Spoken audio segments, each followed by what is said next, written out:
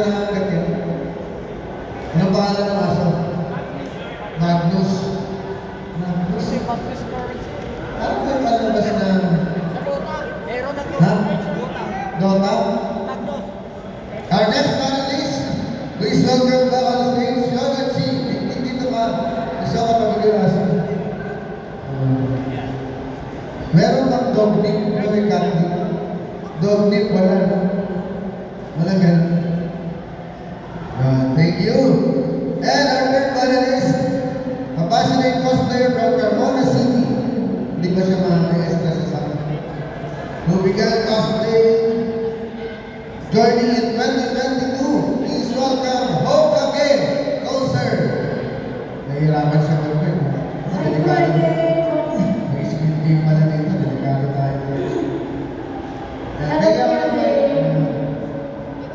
So, magandang naman sa pag-uusapan natin. Kamusta ka naman? Sasalita siguro ito. Kamusta? Ayan. Tahimik siya. So, yung topic natin, di ba, nagkaroon ng pandemic. So, yung pandemic, lahat halos online yung cosplay. So, siguro, muna natin ka, no? Very short answer lang para, marami tayong mag-usapan kasi yung dito, 20 minutes na yung pala namin. Ang unang tanong, siguro natin siguro sa'yo, Bolt sir, ano mo kung kaibahan yung cosplay, palagay mo dati, saka ngayon, as a cosplayer? I guess yung community was open. Kasi before sa ngayon. Yes. So, during those times, siguro meron pang shyness, meron pang mga insecurity when you go to events. Pero ngayon, ang feeling kasi after, parang nagpupunta na yung cosplay community. And tanggap na siya ng public. Pagkat na mainstream na talaga. Yona, ikaw, what do you think? Isa ka sa, di ba, OG, di ba, madaling sa cosplay, no? Ano yung sa tingin mo magkakaiba after yung pandemic, nag-custom cosplay ka ulit? Yung sa pandemic, may mga kami talaga kasi mga Gen Z na nag-identity during the pandemic. And then, Mga after Gen the Z. pandemic, sila pinag-flex nila yung pagiging cosplay nila. And then, may mga bumabalik na ako na OG na kaya nag-hiatus during those circumstances. Ikaw, magaling ko, sir, I understand, yung sabi mo nga, 2022 pa lang nag-debut as a cosplayer. So, nung mag-debut ka ng 2022, ano yung sa tingin mo yung cosplay ngayon after the pandemic? Napapansin ko kasi na mas marami ng cosplay kaysa sa mga pre-pandemic days. Napansin ko yun eh. Bale, dati, nung tao mo ako pati palagi, once or twice a month, parang yun lang yung nagkaka-cosplay tapos mga major pa. Ngayon, kalat na siya, hindi lang nationally, locally pa. Halimbawa, sa isang probinsya, every week, nagkakaroon ng cosplay event, depende sa organizers. But madami na nga mga organizers ngayon, unlike before.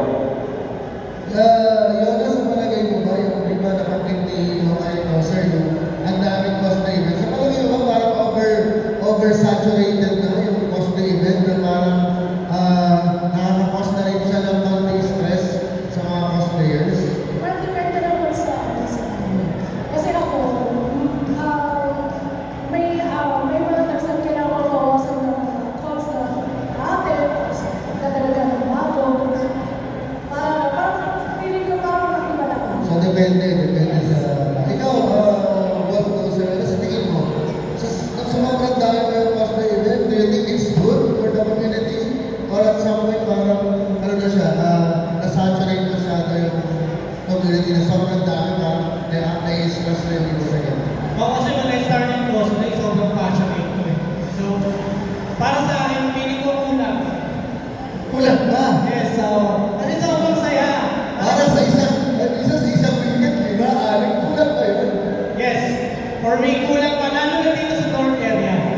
Dito talaga, Sa oh. North area. Ang kalaman kasi talaga natin dito sa North area, traffic, ano?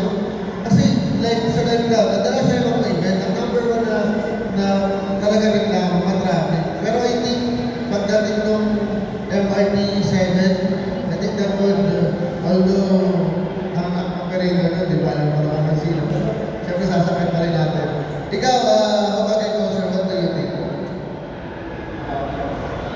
Sa palagay mo ba, yung pagdami, sobrang dami ng cosplay event ay good or bad for the community?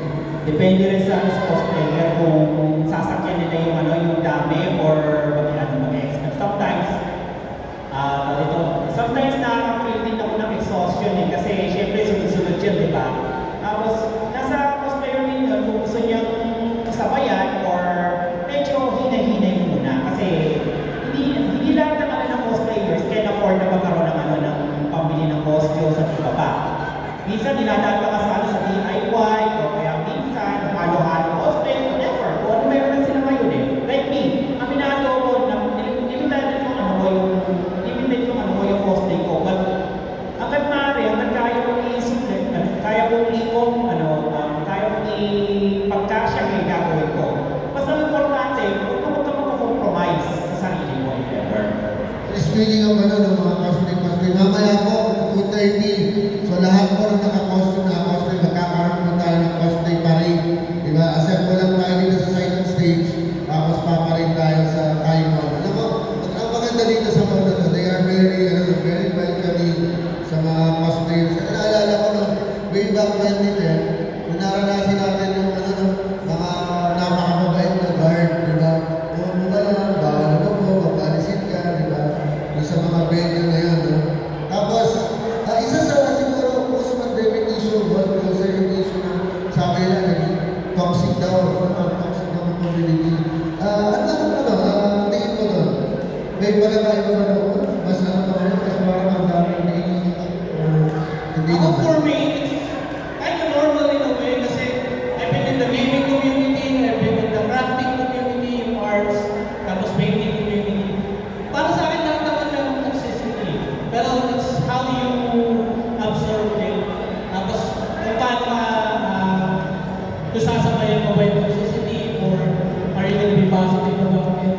So, for me, hindi nawawala yung toxicity to any community. Nasa tao lang. Oo, nasa tao. Kasi we're dealing with people, we're dealing with cosplayers. Sabi natin, we share the same passion when it comes to anime, games, and characters and stuff like that. Pero tao pa rin yun. So they will have different upbringing. So nasa sa inyo lang kung paano a-adapt. Yun na yung speaking of that issue. For example, yung mga private issues. For example, kayong dalawa, example na, may utang siya sa'yo. Tapos ang nangyayari kasi minsan nakakita ko ng ganun idadalhin niya online, nasisingilin niya, tapos nagiging issue ng buong community. Do you think dapat ba ang mga private issue na ganun, kailangan na ma-involve yung community? No, dapat pag-usapan nila yung family. Tapos, you have to, kailangan may evidence ka na, si ganito. Tapos, pag gano'n, isa ka na rin mga brothers and pero party. Kasi parang di ba, parang online na gamit. Isa mga mga nakikita natin, major na yung issue ng mga boyfriend, girlfriend, yung mga ganyan, di ba, mga emotion, halimbawa, si ganito, nag-cheat kay ganito, dadalhin mo sa mga community. Sa palagay mo, nakakatulong ba rin mga gano'n to improve the cosplay community? What do you think? Yung mga personal issues, halimbawa, halimbawa lang po, halimbawa, mag-shota kami. Di ba? Inclusive. Halimbawa, jowa kita. Halimbawa na. Tapos, jowa mo na to, inagaw mo sa akin. Siyempre, tapos sinabi ko, yan si Kakake Koser. Yun si Iwan Koser, cheater yan. Kasi kami naman talaga. Tapos nakita ko siya, tabi niya si Kakake Koser. Yung mga ganun issue ko yun, dapat sinasama sa community. To be honest, kapag internal issues, stay lang siya sa loob. Keep inside the box. Hindi pwedeng hindi pwedeng ilabas na sa maaari. Kung kaya i-resolve yung issue within the box, much better. Ayaw ko naman kasi makitagtag ako sa toxicity ng issue if ever. Kahit sa mga company, kailangan mo ito yung issues mas Sa mga company, ang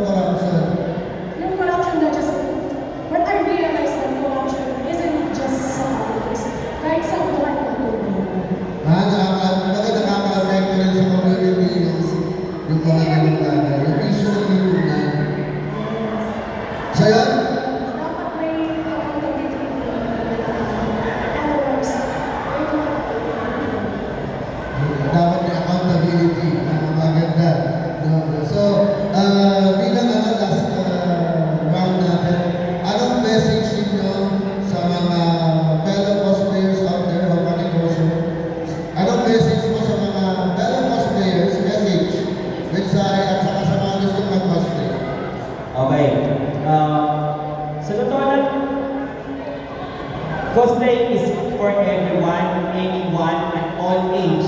It doesn't matter kung anong edad mo, anong kasarian mo, hindi na mahalaga kung bakla ka o tomboy. Hindi na rin mahalaga kung normal ka o may PWD. Kung gusto mo mag-cosplay, go for it. But please, make it plan, kumbaga. Kung gusto mong magpakita, kung gusto mong ma-show up as a cosplayer na makakatak sa isipan mo. And make it a good impression. Yan, tama yan. Inclusivity, napakahalaga na yan. Pero yung inclusivity, i-ano ko rin na, di ba, PWD ka, it does not give you the right to disrespect other people. Kasi, na-experience ko sa isang convention last time, may parang, Tapos yung mga titilo, hindi tayo sa sa convention, may bigla kasi may parang nakakakas sa convention. Tapos sinita namin, pinalabas, sabi naman, ay, PWD kasi siya. So, dapat natin malaman na even though you're PWD, it does not give you the right, no? To disrespect other people. Kasi ano yan eh, your right ends at the juncture nung karapatan naman ng ibang tao. So, napakahalaga yun na malaman natin na talagang may boundaries. Josa, message sa masasabi ko sa mga Gen Z tsaka Gen Alpha na cosplayers that you have to use your minds properly. Alam mo yung natin ang iyong puso. Puso and mindset. Lalo. Tsaka yung pag-cosplay, it doesn't matter if you pay normal or disabled. Ang mahalaga dito, you have to be responsible for your lives. okay yan, no? Kaya pag nanalo ang presidente, nideclare kong holiday isang araw. National Cosplay Day, holiday. Tapos lahat ng cosplayer may ayuda. Diba? May ayuda na. Bibili lang ang cosplayer, ito 5,000. Kuya, may inanagda ako. So, ang magiging cosplay is, hindi lang flex ng characters, kundi may sense of, syempre may sense of Humor. humor, yung responsibility. Tapos yung pagka-portray ng characters, it should be reflected to your moral compass. Saka siguro, isa pang iyan ko lang doon. Ito ako lang ang magsasabi nito. Baka mabasa ko dito. No? Pero kung naka-cosplay po kayo, at alam niyo naman pawisin yung inyong cosplay, matuto po kayo maglagay ng deodorant sa katawan ninyo. Diba? Kasi, alam niyo, diba, nag-cosplay tayo, maging hygienic po tayo sa ating sarili.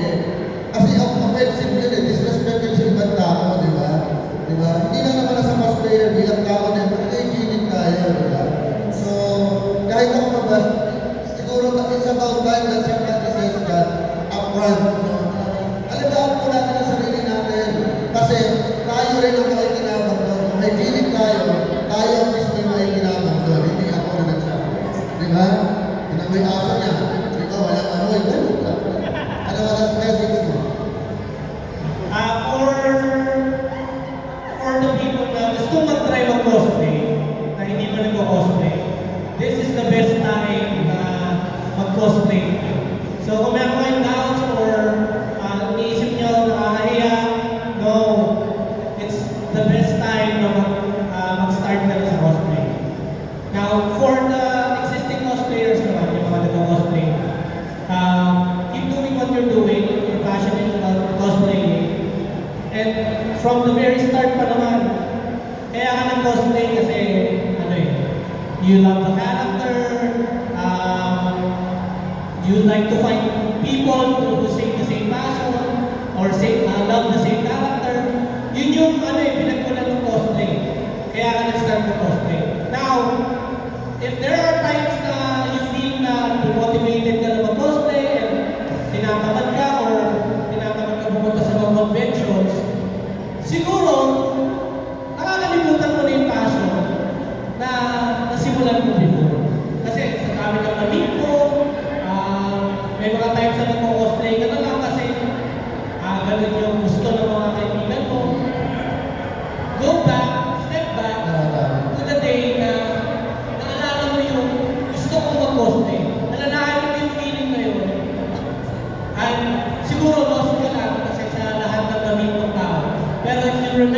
feeling na balikan mo yung day one, yung nag-cosplay ka, sobrang passionate mo, sobrang ano mo na ikaw ay nagbubukas ng mall. Yun yun. Yun yung feeling kaya ka nag-cosplay. Kaya kung tinatanong mo yung sarili mo ngayon na, ay wala na akong motivation para mag-cosplay. Maybe because nakakalimutan mo yung passion ng day one. So go back. So maraming salamat, Babae Closer, Yona, and Ron Closer. Siguro to sum it up, what the Mamali have said, ang pinakamahalaga dito, no, gawin mo kung anong gusto mo, wag mong intindihin kung ano sinasabi ng ibang tao, except yung sinabi ko kanina na hybrid. No, pakinggan mo. Diba? Pero yung iba, halimbawa, bakit? Bagay sa'yo, mataba ka, etc. Kung mo intindihin, kasi cosplay is fun, di ba? Maging masaya tayo. Huwag natin punahin yung iba. Diba? Mag-cosplay tayo, maging masaya tayo. Meet new friends. No? If you join the competition and you lose, that's okay. Diba? Sumali tayo sa competition, that's because we win. But to showcase our characters. Yan. Tsaka racism and discrimination is no place in any community. Yan, tama yan. Tama. Maraming salamat. Thank you. Diba? Ano lang, it's very important to understand that your happiness matters. Yun. Everything else is secondary. So kung happy ka, gawin mo, huwag mong intindihin yung, that's like what Sir David said. Wala tayong pakialam sa sasabihin ng iba, as long as you're happy. Yan, sabi nga ng Miguel Billy dati, gusto ko happy ka, kaya mahal pa rin ang kliyente. At higit sa lahat, of course, the golden rule. Cosplay, consent is ano. Cosplay is not consent. So, syempre, we have to responsible ka pa rin sa mga, pag-cosplay mo, dapat responsible ka pa rin sa any actions ko pa. At yun isang bagay na natutunan ko from the recent days. Thank you, thank you. Thank you, Sir David. And of course, as a panelist, we would like to give you our certificate of appreciation to all of you. Alam mo yung PWD, mas Yona, para sa iyo to. Grabe, sir, para sa iyo. Wala sa may galing na cosplay tomorrow. Diba? Kailangan ko, sir. Alam mo yung term ng PWD sa nagpong gamitin kasi ginagamit ko sa PWD yung term, differently able. Kasi I don't believe that there are people who are distorted with disabilities. Iba lang yung kakayahan nila. Diba?